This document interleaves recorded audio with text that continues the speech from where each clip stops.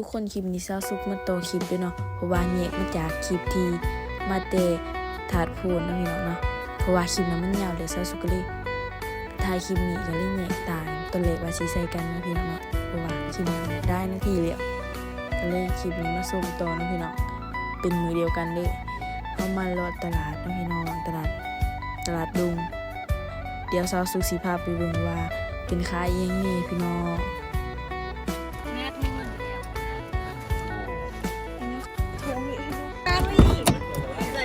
อุ้ยห้อยจีแกมเรา อะไรของเจ้าไปพี่น้องซาซูมิพาเบิ่งว่านี่เครื่องป่ายังนี่เนาะพี่น้องเนาะมาแต่ถาดพูนเท่ากับต้องมาเวตลาดดุงนี่ตึงสุดนี่โอ้ยมารูดกะเฮียรูดกูสิบริสุทธิ์ซอยเราเลยบอกมันอยากว่าขาดเท่าไหร่เนี่ยอู้10,000ดีจริงเลยต้นเย่แหละเอามาเจอตัวนึงได้มันเย่เลยเอาเห็ดของเราเฮียมีเซลของเราไปใส่จีดีดตัวนี้เย่เนี่ยจีดีน้ำจีดีกับจีบจีดีดบ่นะบ่ดอกบ่เอาแต่ตักเด่นนะจีดีดน้อยก็แซ่บไข่มันลายเอามันมีไข่ดิจีดีดน้อยมีไข่เนาะนี่เบิ้งเนี่ยนี่ผักม่วงพะยาผักม่วงเอ้ยหนุกไอ้ดวงพะยาม่วงอะไรตัวนี้อุ้ยใส่น้ำกันหรอเนาะถอดตักแตนถอดยังนี่ถอดยังนี่จีดีดคือกันเอาวะจะเอาวะเอาได้จีดีดพอดีเลยนะจะแบบตายตีนหัวแหลมมากเลยอ่ะหัวแหลมมากเลยอ่ะ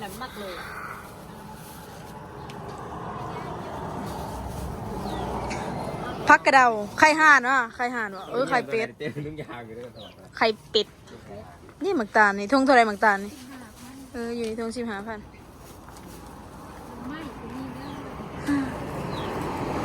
จีฮ้อยพี่น้องจีฮ้อย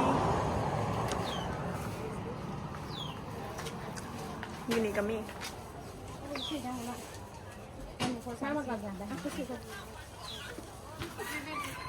อุ้ยพี่น้องยั่วจ้า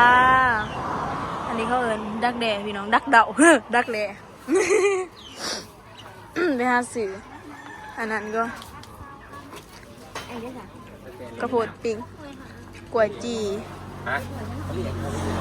อย่างเตียนนะอุ้ยต้มกระโพดเด้อจ้ามีไว้พี่น้องจะกินจะอยากบ่เนี่ยแบบเนี่ยคมๆเนี่ยเขามากเลยเส้นเหล่าบอกดีๆจะอยากกินแกงไว้บ่หรือว่าเนี่ยอะไรขันอยากขันยี่ชวนมาแท้ร้ายก็หันดิไปทานฝืนอันบรินี่ยื้ออยู่สวนอ่ะมีโอเคค่ะฉันเท่ากับไปตัดเลยไปเมื่อนี่ไปตัดเลยนะบัวจักอยากตัดบัวจักอยากถ่ายหูสรุปเธอจะเอายังไงห้อยยังนี่ห้อยเหลือห้อยเอียงห้อยเหลือบนห้อยหอมเอาเป็นจืดเป็นห้อยเดือป่ะก็เดินห้อยเดือหรือห้อยหอมมานี่นะแมงดาต้นปูดได้อันนั้นเด้แมงดาพี่น้องจอนพรใช่จอนพรปิ้งลกก้นมุกที่เท่าลกคนน่ะกับปิ้งมันก้อยบอกไปสักทีเอ้าวันตายจนทีนะยังไงดูเห็ด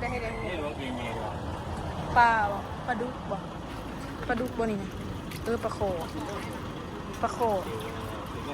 หน่อยนี่หอยนะหอยเสรีวะคือหอยนะตุ้มแมงดาเราขายอะไรวะแมงดาตัว10,000ตัว10,000ตัวแมงดาตัว10,000พี่น้องเอาไปป่นว่าเขาเห็นจังได้กินนะตำเห็ดเจลเจแมงดาอุ้ยพี่น้อง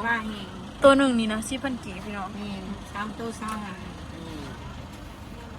ตัว10,000 3ตัว25,000พอดี9,000ก็ไม่ได้หรอพอดีได้นะเอาเลยนี่เจอตัวน้อยดูดิแน่อุ้ยนางกับมีอยากอยู่อ่ะตัว300,000 มียังตัว300,000ไก่ปัดทุไก่ตี โอ้ตุ่น เต่าพี่น้องเต่าเต่าง่อยเต่าง่อยเต่ามันกัดมือมันบริปลาเลยพี่น้องคนบาผ่าบ่ห้องมันบ่ค่าไอ้มือ ตายยัง เต่าพี่น้องเต่าออมเต่าออมเอียนฮึป้าตัวบักไงมันน่ะเคยดูกินว่าเอียน ไม่ เอาฉันจะซื้อให้เธอกิน ฉันไม่กินเอี่ยนซูนก็ไม่ได้สัญญาณ ซื้อปอตัวจะไปเบิ่งในคลิปแล้วขอจับเอียนฟาดอยู่ สัญญาณเอี่ยนเลย สัญญาณเอียน แต่บริยานงูยานจะเอี่ยน อ้าวเอาละเอียนน้อยมันหมื่นจะว่ามากตีมันหมื่นค่ะ อะไรสื่อมากระทันสูงจะได้อะไรนะครับใส่ว่าจีกล้วยใส่ข้าวมีกี่เบื้องนะมึงสิอย่างละเบื้องก็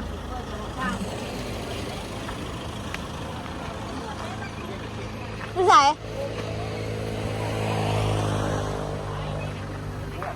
ต้มข้าวโพดป้าหมักหมี่พี่น้องหมักหมี่ไงวิ่งหมักลำไย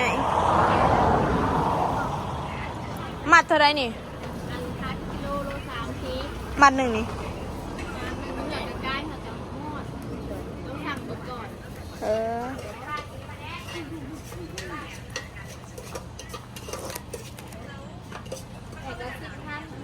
ช่วงเท่าไรนี่ช่วง10,000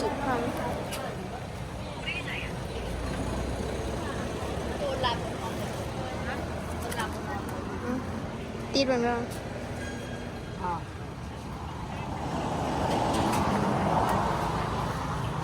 เดียน3 6 กับ 35ก็ได้ โอเค30ก็ไม่ได้ติ คือมารู้เถอะเนี่ยเขาคล้ายจีกล้วยเชียวขาวมีกี่แพงโว้ย อยากกินตามหาจีกล้วยใส่ของเผาพี่น้องใช่เลยแล้วปีกไหนจะปีกนะ เขาเรียนได้ใส่นะมันจะได้กระเบิด ไม่เท่าไหร่เอาถือกล่องให้ได้แป๊บนึงเอาถือกล่องให้ได้ ยังเป็นยังไงวะ จับมากับใหญ่มากับใหญ่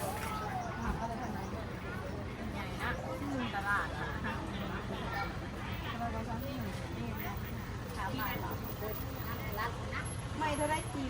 ตัวไม่ซีฟต้องไม้ที่หาเลย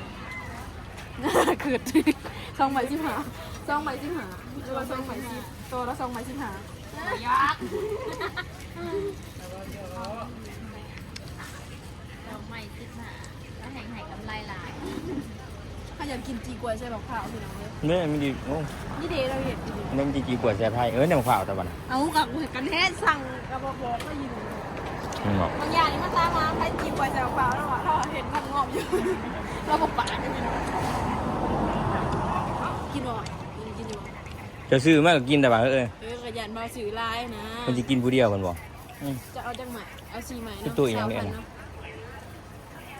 เหาะที่น้องเหาะนี่เลยช่วงใหม่เลยสิพอนนี่ดิพอนดิพอนบ่ พอละ แต่มันก็ไม่ใช่ตัวนี้มันไม่มีจะสื่อ ของคักเนาะคักแล้วของ สื่อเป็นพญารานี่เนาะบอกเพิ่นบ่มาของยางมาของใหม่คือซ้ำเอง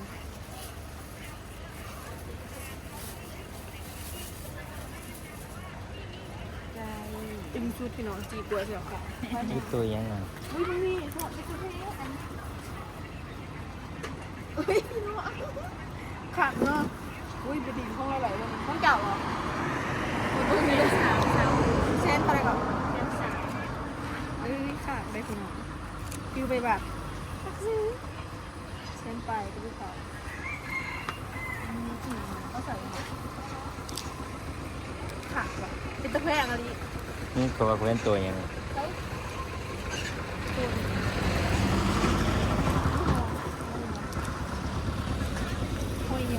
ไม่หอม ไม่หอมบอก ไม่ดื้อ มาดู กินอยู่ ใครจะได้กับห้อยเดือดอีก กูไม่เคยกิน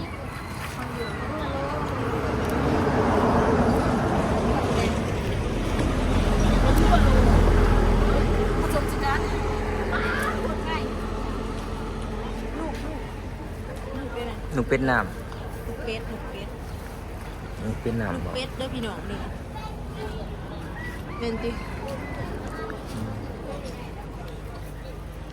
โอ้เตาห่อนเลย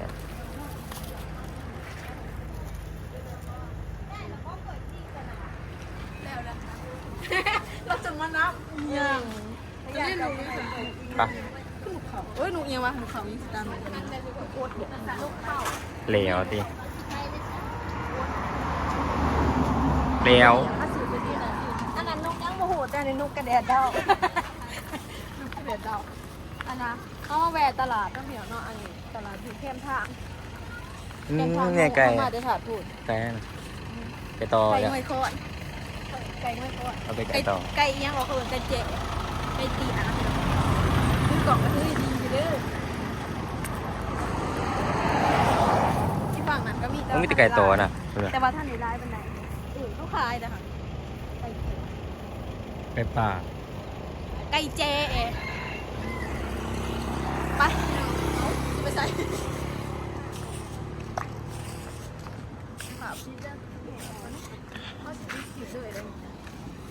เพราะว่าคลิปเขาเนี่ยเอาเลยพี่น้องเอ้ยเพราะว่าเหมือนนี้เข้าไปขาดโผนมาอันนี้เขาไปตลาดเพราะว่าเช้าซุ่มไกลไปไกลมากมีแต่ตอนกลางคืนอยากกินจีกล้วยไปกันนะว่าวแต่ละเทือนะไกลมากอะไรก็ได้ซื้อนะพี่น้องเพราะว่ามันทำเป็นปีตลาดเป็นหน่อยจะปีสวงแรงๆนะพี่น้องมาครับล่าสุดเด็มันก็ใหญ่เลยกับจีกล้วยมันก็ใหญ่35,000มาสุดบ่ ชุกอยู่โอ้ แล้วดูจะซื้อข้าวบัวมาเท่าไหร่ก่อน เอา เอ้าปัญหาพันแล้วว่า3มา4บายค่ะเบาดีถ้าจะอยากได้จะไปหาเขาเด้อนี่บอกเว้ยลูกเอาทุกอย่างไปเอาอีกนี่ฮะตื่นสิอีก10 วันเอาไม่น่า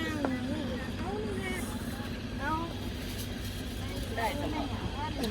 เอากระจืดแล้วหานแล้วก็สิเป็นยังคือหานซุปอยากไล่ไปว่าเขารู้เด้ตอนแรกสิหนึ่งก็แม่แหละ จ้ามา ไม่ธรรมดาเลยสรุปได้ดูอะไรเอากระทะมันอยู่เลย เอา อันนั้นต้องเท้ามันอยู่ตรงเอาไว้มาปิดคลิปก่อนอย่าบอกลายเอาคือลายเขาอันน่ะซอสซุปแหลวแต่พี่น้องได้ตอนนี้พากันเดินทางเมื่อเขากับกินอินเขาสิไปเซ็ตต่ออยู่บ่เอาไว้ปิดคลิปบัดนี้ไปก่อนนะพี่น้องเนาะเพราะว่าคลิปนี้ยาวแล้วสำหรับคลิปนี้ก็ฝากไว้เพียงเท่านี้เด้อพี่น้องฝากกดไลค์กดแชร์กดติดตาม2ให้เด้อพี่น้องบ๊ายบายมีเดียวคืนโลดเจ้าว่าคืนไป